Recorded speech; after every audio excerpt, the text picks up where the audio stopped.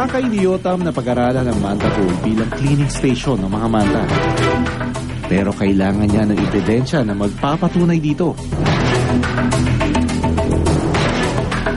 Cleaning stations are important for the manta rays, important areas where obviously they visit on a regular basis to have their bodies cleaned, to have parasites and dead skin removed from their bodies. So they're very important locations for the animals. It's important that we protect them economically and also ecologically.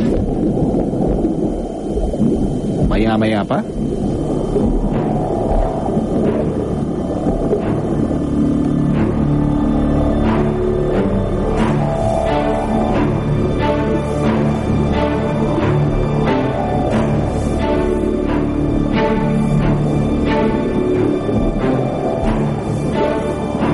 This manta came from the deep side, and it stayed on video for almost 6 minutes.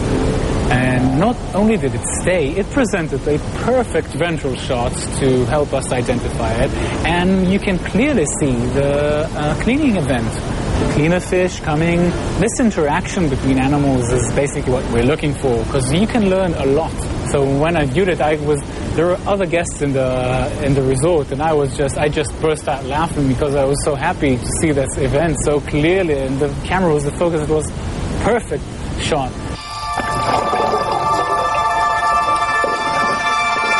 Sa Manta Bowl, marami pang pag-aaral ang gagawin ni Yotam para mapatunayan niya ang kanyang teorya.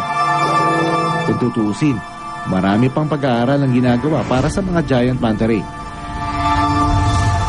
Pero para sa devil ray na 20 milyong taon nang naglalakbay sa karagatan, hanggang ngayon, konti pa lang ang alam natin sa kanila.